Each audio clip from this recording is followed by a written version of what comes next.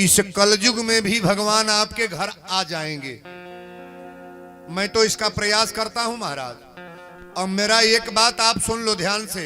पंडित जी जिस मकान पर आप गए थे ना मेरे घर, वहीं एक खपड़े की मकान थी। भोजपुरी गीत गाते थे हम, रेडियो पर चाहे अगल बगल जैसा भी मंच मिलता था गाते थे। और टूटी साइकिल एक थी, साइकिल पर हारमोनिया लेके जाते थे। जहिया ले पियवा बलमुआ गौली, हमार कल्याण ना भइल। खपड़ा वही तरह रह गल, मड़इयो ढोई गल। अपनी स्थिति मैं बता रहा हूं। परिवार मेरा बड़ा डैमेज, लेकिन जब से मानस की कथा मैंने रामचरितमानस को पढ़ा और भगवान की कथा कहने लगे, अयोध्या धाम से मिलान हो गया। ये तुलसी का माला मेरे गले में आ गया। ठाकुर जी ने मुझे क्या नहीं दे दिया महाराज। उत्तर प्रदेश, बिहार, झारखंड, बंबई, दिल्ली, कहां के लोग मुझे नहीं जानते हैं, पूरा दुनिया जान गई। परमात्मा ने मुझे बता दिया कि ये वीरेंद्र है। ताली बजाओ बढ़िया रे।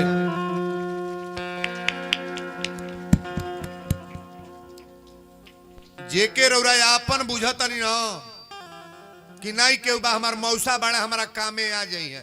मौसा कामे तो ही है, लेकिन तो कर रगड़ के चुना बना दी है। के ऊपर विश्वास करी है ना, कौनो पर विश्वास केहू के ना बा हो दादा। एगो लाइन हम गवले बानी, ये तरी पर तो सबसे बड़ा विपत्ति है बा। दुनिया से हारल तो अलग बा, अपनिए बेटा पतोही से लोग का कहीं का ना कहीं। घर घर में धैले बा, आरी घर घर में धैले बा, घर घर में धैले बा बंटवारा के बीमारी। आ घरे संगे बाटल जाल बाप महतारी। घरे संगे बाटल जाले बाप महतारी। घरे संगे बाटल जाले बाप महतारी। घरे संगे बाटल जाले। घर घर में धैले बा, घर घर में धैले बा बंटवारा के बीमारी। आ घरे संगे बाटल जाले। का जानी समुदा में होता कि नहीं, हमारे यहाँ तक खूब होता। घर बटा गइल, खेत बटा गइल, पेड़ बटा गइल, गाना बिखो बटा गइल। ए दादा, प्रधान जी के सामने पंचायत होता, माई के करे में रही या बाबूजी के करे में रही। बड़की पतोही से पूछाता बुढ़ऊ के मिले बू, बड़की कथिया जाता बुढ़वा समझा पटल ना ही हमरा में ना रही बुढ़ऊ ना। मझली पतोही कथिया बुढ़ऊ हमारे में आवे, लेकिन बूढ़ा के 1 मिनट अपन में रहे ना दे। अब बुढ़िया कहाँ जाई? छोटकी पतोही कथिया बूढ़ा हमारे में आवे, ताका है ना तहार वाली बोलता नहीं। छोटकी पतोही कथिया बूढ़ा हमारे में आवे, लेकिन अजुए लिखा पढ़ी हो जा, जबले बुढ़ऊ जी हैं बूढ़ा कबो बुढ़ऊ से बोली है नो। घर बटाता हो, घर बटाता ही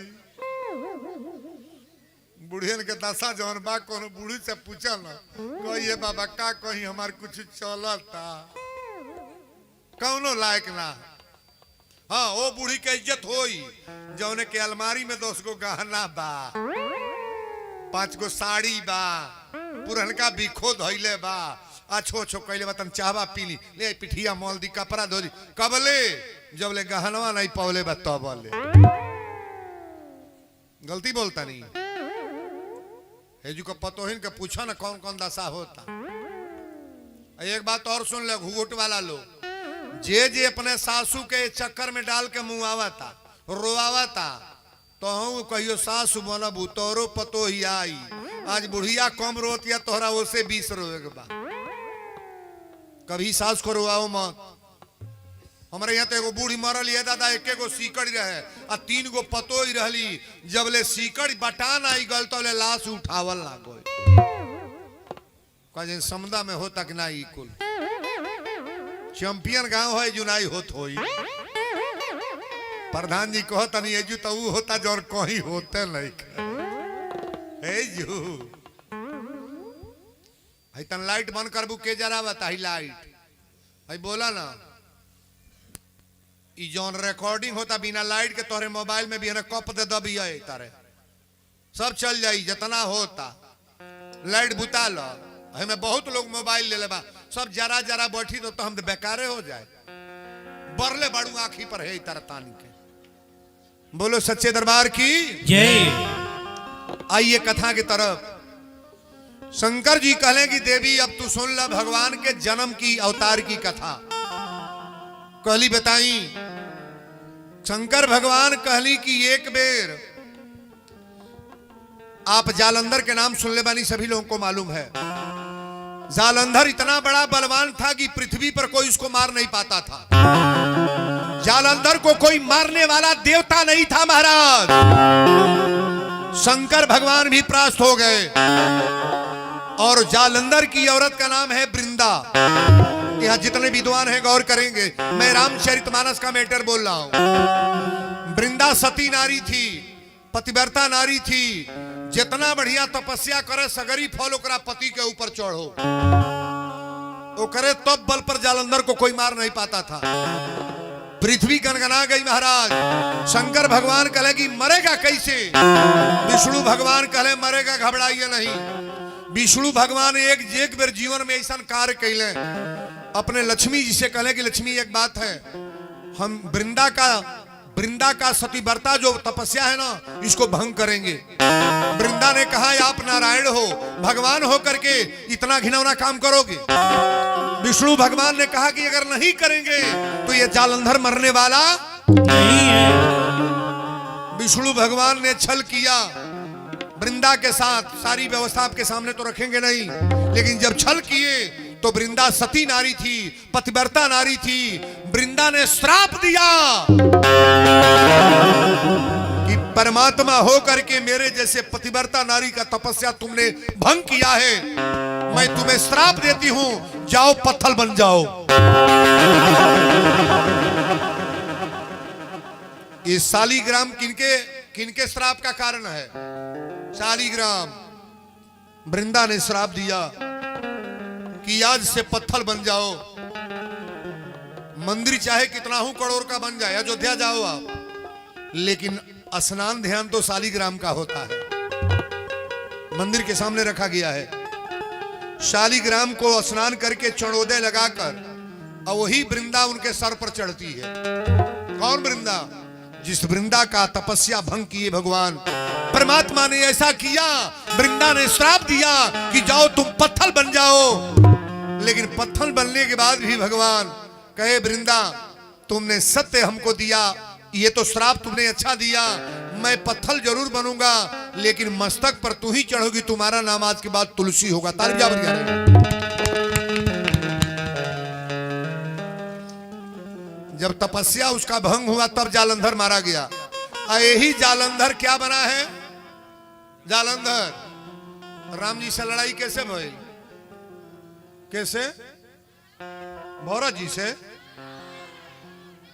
अब हिन के बोल साहिब भैया कहत के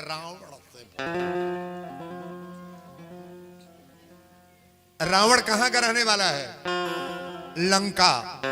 लेकिन आप चौपाई को पढ़ें अरे बाढ़े खल बहु चोर जुआरा बाढ़े खल बहु चोर जुआरा बाढ़े खल बहु चोर जुआरा बाढ़े खल बहु चोर जुआरा बाढ़े खल बहु चोर जुआरा ये लंपट पर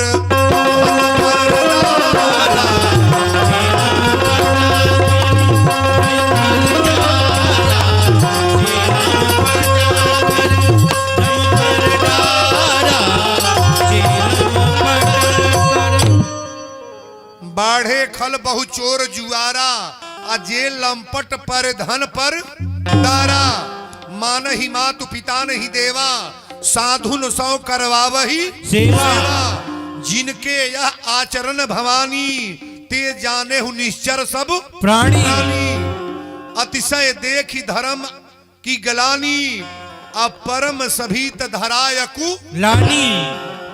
जब रावण पृथ्वी पर अत्याचार करे ताकब है रावण का करे कहीं यज्ञ होता पूजा होता ना तो हवन में लाके हड्डी मांस गिरवा दे कहीं ज्यादा पंडित लोग पूजा पाठ करत रहे वो पूजा बंद करा दे जे साधु चंदन लगावता चंदन खुरचवा दे साधुओं को पकड़ करके रावण मारता था महाराज जहां धर्म का कार्य होता था वहां आग लगा देता था जहां अच्छे लोग रहते थे ये पृथ्वी पर जब ज्यादा पाप बढ़ा तो धरती अकुला गई धरती ने सोचा कि अब ये दुष्ट पापी रावण का अत्याचार मुझे बर्दाश्त नहीं हो रहा है मैं कहां जाऊं किसके पास जाऊं पृथ्वी भगड़ा करके गौ की रूप बनाकर और पृथ्वी गई देवताओं के पास बाबू धेनु रूप धरी हृदय बिचारी गई तहां जहां सुर मुनि झारी बैठे सुर सब करही बिचारा कह पाई प्रभु करिए पुकारा सगरी देवता लोग जुटले पृथ्वी से कहले पृथ्वी क्यों पृथ्वी ने कहा महाराज मेरा जीना मोहताज हो गया है मैं कैसे जीऊं ये रावण का अत्याचार मुझे नाश कर दे रहा है शंकर भगवान वही बीच में रहल आई बात कैसे कहते हैं तो मैया पार्वती से तुलसी बाबा लिखल है ते ही समाज गिरी जा मैं रहे ते ही समाज गिरी जा ते ही समाज गिरी जा मैं रहे अवसर पाई बचन एक कहे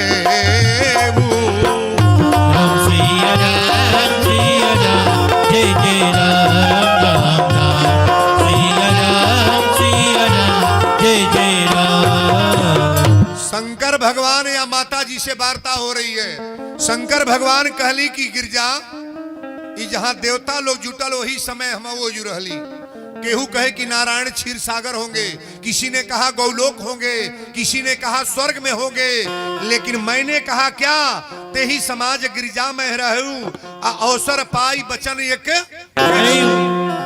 हरि व्यापक सर्वत्र समाना। अच्छा एक बात बताइए परमात्मा सबके अंदर है कि नहीं है नहीं बड़े हो खोजल कहाँ कहाँ जाता है मंदिर में खो जाता तम्बू में खो जाता कथा में खो जाता हर जगह खो जाता सबके अंदर भगवान बाड़े ये शंकर भगवान कह रहे हैं हरि व्यापक सर्वत्र समाना प्रेम ते प्रगट होई मैं जाना। प्रेम से आप जहां बुलाएं भगवान प्रकट हो जाएंगे सारे लोग एक साथ बैठ करके बाबा लिख रहे हैं जय जय सुरनायक जन सुखदायक प्रतन पाल भगवंता गौदिज हितकारी जय असुरारी सिंधु सुता प्रियकलता। सारे देवताओं ने निवेदन किया भगवान ने आवाज दिया ऐ देवताओं कष्ट में न रहो मैं अपने अंशों सहित पृथ्वी पर अवतार लेने जा रहा हूं चक्रवर्ती नरेश दशरथ जी के वहां पुत्र बन करके आ रहा हूं और सारे देवताओं का जो भी कष्ट है हम दूर करेंगे। ताली बजा दो बढ़िया रे।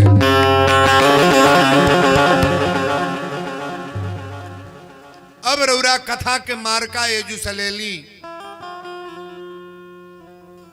दशरथ जी के घर कहाँ हो दशरथ जी का घर का हो कौनो लड़का ना जानता अयोध्या दशरथ जी की कौरानियां हैं को गो 3 गो। अच्छा दशरथ जी के कब्बो अपनी जीवन में पुत्र खातिर चिंता भइल है आज है जौन कथा हम बोले जाता नहीं जौन महिला घरे पुत्र ना भेल बा ओकरा कष्ट होत होई कि ना कि वीरेंद्र बाबा आज बतावे जाता नहीं कि हमरो घरे बाबू होई ठाकुर जी रुपया कम दें, पैसा कम दें, खेत कम दें, जजात कम दें, लेकिन कोनो बहिन लोग के बेटी लोग के हम निवेदन करब कि भगवान हे दुर्गा माई जेकरा चरा में आज ले ना देले बाड़ू ओहू घरे एगो बेटा दा, ओहू घरे थरिया बाजा ताली बजा बर रे, ओहू घरे बाज जा। कथा अब्बा सांझी के बेरा तीनों रानी एक जगह बैठा रहे लो, आ दशरथ जी कहीं से घूम टहर के अली, कौशल्या बैठ के रोवत रहली। दशरथ जी कले रानी तू रोवत कहे बैरू? कौशल्या कली स्वामी हमरा रोला के एक कारण, रौराई बताई, रौरा नाई रहला के बाद हमरा घर में दीपक के जलाई, हमारी अयोध्या के राजा के बनी। दशरथ जी के जीवन में पहली बार एक बार, कौ बार? रामचरितमानस में जहां एक शब्द है वहां कोई कारण है। एक बार त्रेता युग माही शंभु गए कुंभज ऋषि, शंकर जी से सती से छूटा छूटी हो गए। एक बार चुनी कुसुम सुहाए, सीता के कपार में फूल खोसत रहले। जयंत की कथा आवेला, सीता चोच चरण हति भागा। है बाबू एक आंखी के आन्हर भगवान बना देले। इंद्र के पुत्र का नाम जयंत है महाराज। एक सप्तर अयोध्या कांड, एक बार सब सहित समाजा, और राजसभा रघुराज विराजा।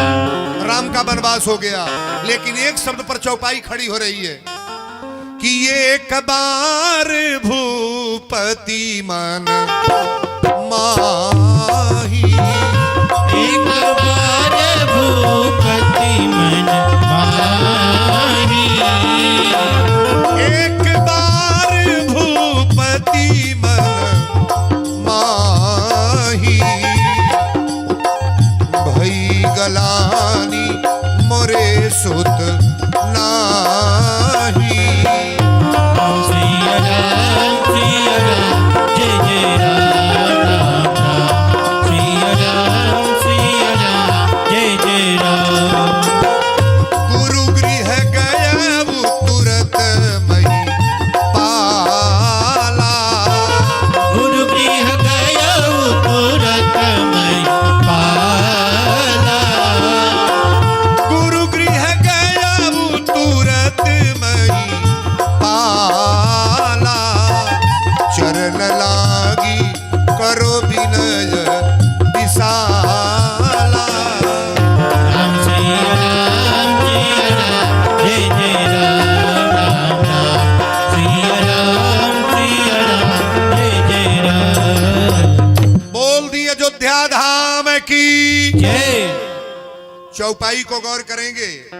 एक बार भूपति मनमाही, अब भई गलानी मोरे सुत नहीं, गलानी माने चिंता, और सुत माने पुत्र।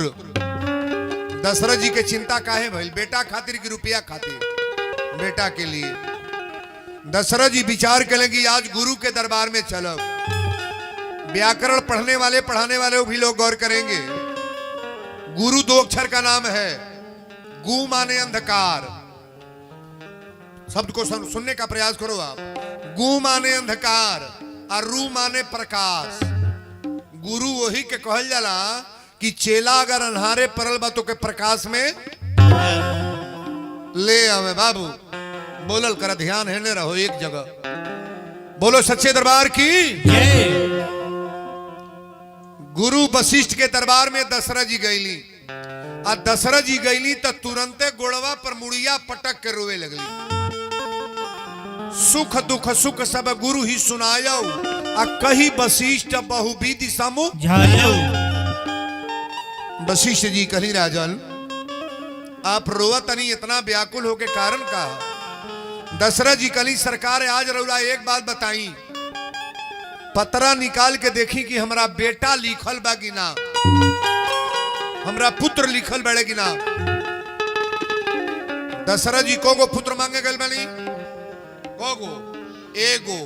अब गुरु जी को गो देवे जाता है भैया जगह है,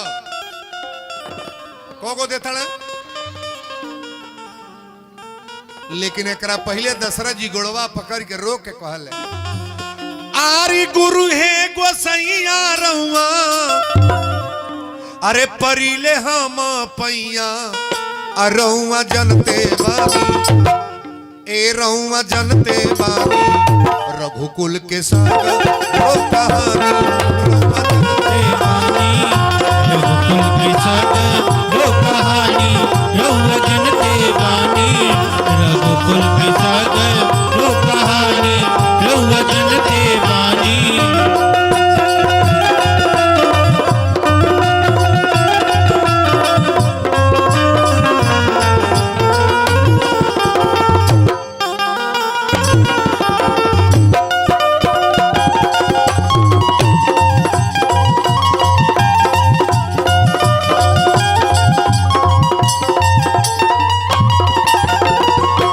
घरवा में भरल बाड़े सोनवा से चानी घरवा में भरल बाड़े सोनवा से चानी घर ही में बाड़ी हमरा तीन तीन गोरानी घर ही में बाड़ी हमरा तीन तीन गोरानी अवध के लोगवा हमके कहलनी सुल्तानी रउआ जनते बानी। गुरु वशिष्ठ जी कहे राजा चक्रवर्ती नरे दशरथ जी पहले रोवल बंद करी आप कहले रउराई बताई कि हमरा पुत्र लिखल बा कि ना एगो मांगे के ललको को दिया था धरहु धीर होई हनि सुत चारी कोगो ये दरबार है जहां मिलेला यहाँ लिहल ना जाला दियाला ये रुपया देता जग की खातिर देता भाव दे देता इज्जत से देता लेकिन देने के लिए तो वीरेंद्र बाबा आए हैं और एकरा घरे नाई बाबू हो जाओ भगवान के कृपा लग जाओ लेकिन कथा को बड़ा बारीकी से धरहु धीर होई हनि सुतचारी त्रिभुवन विदित भगत भव हारी रउरा 4 गो पुत्र हुई हैं आ चारों तेजस्वी पुत्र जौनी पुत्र के चर्चा संसार गाई महाराज। अच्छा तुलसी के पत्ता छोटहन होकर चाहे बड़हन काम बराबर करेगी ना ना करी नहीं करेगा एजू 1 करोड़ के जग कराव और ओहू में वीरेंद्र बाबा आवे आ बिना पैसा के कथा कराव ओहू में आवे बात बराबर बा कि ना ना बा नहीं है।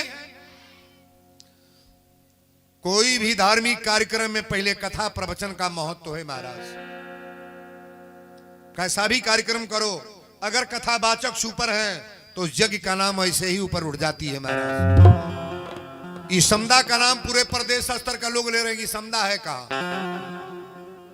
ये रुद्रपुर इलाके में जगह है समदा और जिला देवरिया है। कई लोग कमेंट में रात कहे कि गुरुजी ये जगह है कहा कोई बहुत बैकवर्ड जगह पर है जगना सदर देवरिया के बगल में कोई दूरी नहीं है। रुद्रपुर नाथ बाबा का नाम आप लोग सुने हैं ये बगल में ही कथा हो रही है और कथा को बड़ा प्रेम से सुनना।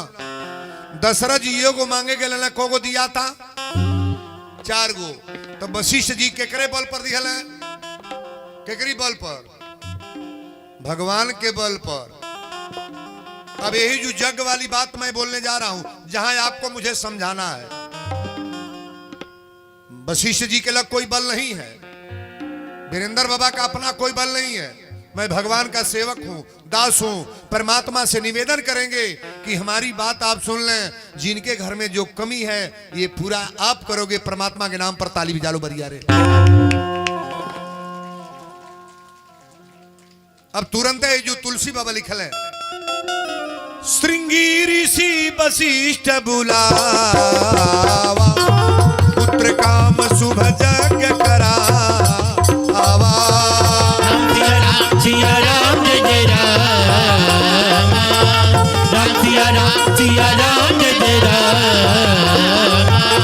भगति सहित मुनियाहुत दीने प्रगटे अग्नि चारु कर तबली इन्हें राम सिया राम जय जय राम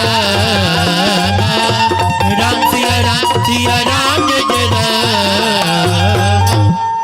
बोलो यज्ञ भगवान की। हे अब तनिए को बात बताइए मैं परिक्रमा के करे आवेला अथवा उठावे लोग अरे हमार तो दशा खराब हो जाई है तार उठाइबू लोगन तो केहू केहू हो माई से मतलब ना बा परिक्रमा में मतलब ना। आज मेन पहले परिक्रमा वीरेंद्र बाबा बताए जितना लोग आयल बा पहले सुन ला कान खोल के